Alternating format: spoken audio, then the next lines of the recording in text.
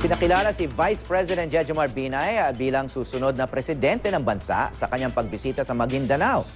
Si Pangulong Noynoy Aquino naman na nasa Cagayan, bagamat walang direktang tinutukoy, binatikos ang mga maaga raw na nangangampanya.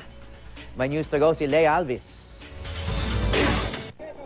Hanggang sa pagpapasinayan ng Pangulo sa halos 600 million peso bridge and road network project na ito sa Cagayan, ibinida niya ang Disbursement Acceleration Program o DAP na isa raw sa mga pinagkunan ng pondo ng proyekto. Mula sa mga banner hanggang sa mga banderitas, hayagan ang pasasalamat ng lokal na pamahalaan ng Tuaw.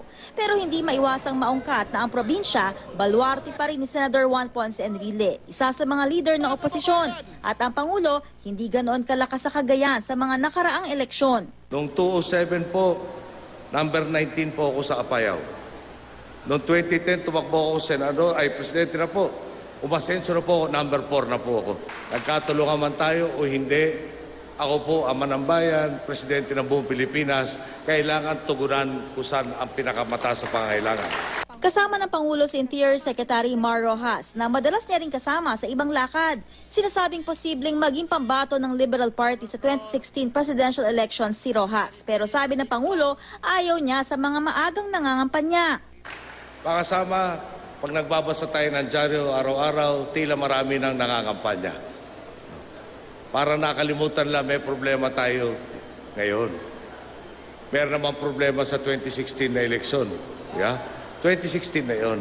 Ngayon, tugunan muna natin yung problemang buwabalot sa ating pong sambayanan. Nagkataon namang naglilibot sa Maguindanao si Vice President Jejomar Binay. Sa pagdalaw niya sa bayan ng Dato Odin Sinsuat, ipinaklala siyang the next Philippine President ng taga-Liberal Party na si Vice Governor Lester Sinsuat.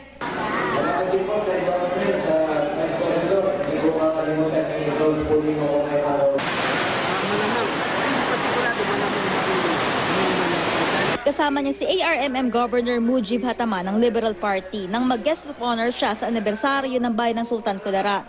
Paglilinaw ni Binay, walang bahid politika ang anyay pagtugon lang sa mga imbitasyon ng mga lokal na pamahalaan. Bagamat hayag ang plano niyang tumakbong Pangulo, minsan niyang sinabi na marami pang trabahong dapat unahin bago ang politika. Si Rojas minsan na rin ipinakilalang the next president ng mga kapartido. Pinakikilala ko sa inyo ang susunod.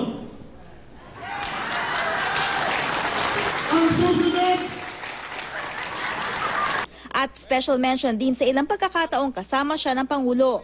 Noong nga pong eleksyon ng 2010, number 1 kami pareho ni Secretary Mar Rojas dito. Kitang-kita na alam ng mga taga-Iloilo kung sino ang tunay na magsusulong na makabuluhan at pangmatagalang pagbabago. Tulad ni Binay, sinabi rin ni Rojas na trabaho ang prioridad niya. Lea Alvis, GMA News.